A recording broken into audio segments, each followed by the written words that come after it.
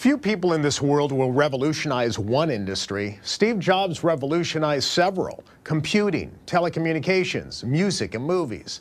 Since he had such a profound impact on the world, I think it's fair to ask ourselves, how did he do it? And more importantly, how can we learn to unleash our inner Steve Jobs, to advance our business, our careers, and the world? In my research as an author, I've identified 7 principles that drove Steve Jobs and Apple's success. Principle number 1, do what you love. Steve Jobs taught us that you cannot come up with new, innovative, and exciting products unless you're inspired yourself and passionate about moving society forward. Steve Jobs once said, "People with passion can change the world for the better." Life is too short, he said, for living someone else's dream. And if you haven't found your passion, he said, keep looking, don't settle.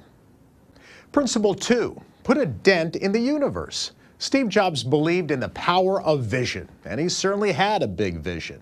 In the mid-1970s, when computers were relegated to a small group of hobbyists, Steve Jobs was convinced that he could put a computer in the hands of everyday people.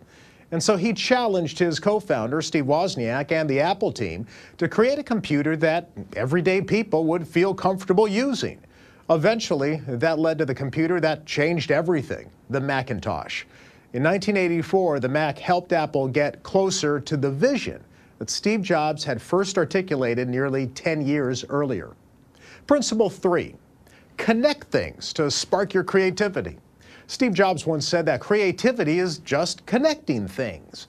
He meant that people with a broad set of experiences can often see things that others miss. Jobs often connected ideas from completely different fields. For example, he studied calligraphy in college. Calligraphy had no practical application to his life, but he was interested in it. He was passionate about it. Later, his calligraphy experience would find its way into the Mac, the first computer with beautiful fonts and typeface. Creativity is connecting things from different fields. Principle 4, say no to 1,000 things. Steve Jobs was proud, of course, of what Apple did, but he was also proud of what Apple chose not to do. Steve Jobs once said that innovation comes from saying no to 1,000 things. I believe this speaks to simplicity. You see, in Apple's world, simplicity is the elimination of clutter. So anything that clutters the user experience is eliminated. That's why there's only one button on the front of an iPad, or why there's no built-in keyboard on an iPhone.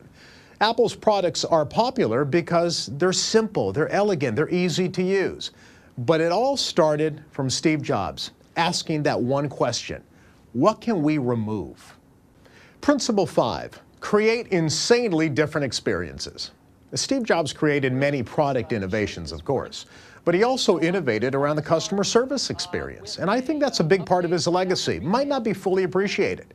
The Apple stores make more money per square foot than most any other retailer, including many luxury brands. And they're packed morning to night.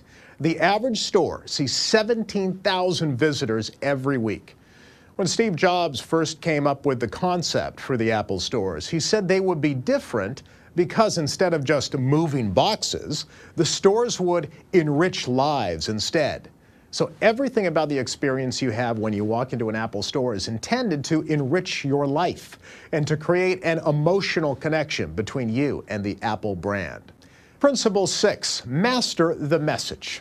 You can have the greatest idea in the world, but if you can't communicate your ideas, it doesn't matter. Steve Jobs was the world's greatest corporate storyteller. Instead of simply delivering a presentation like most people do, he informed, he educated, he inspired, he entertained, all in one presentation.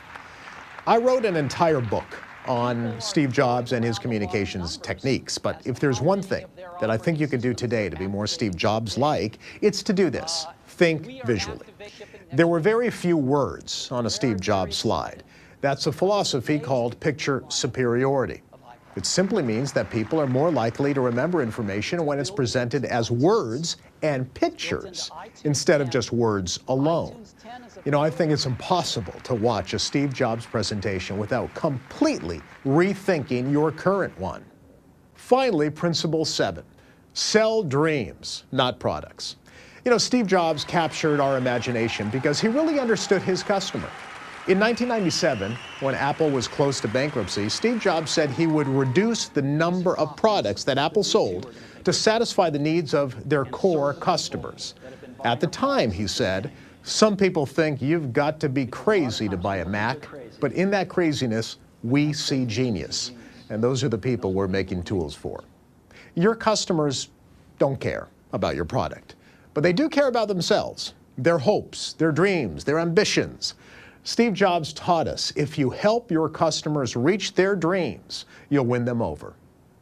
There's one story that I think sums up Steve Jobs' life and career. An executive who had the job of reinventing the Disney store once called Steve Jobs and asked for advice. Steve's advice? Dream bigger. I think that's the best advice he would give us today. Dream bigger. See genius in your craziness. Believe in yourself, believe in your vision, and be constantly prepared to defend those ideas. Because it's those ideas that could potentially change the world.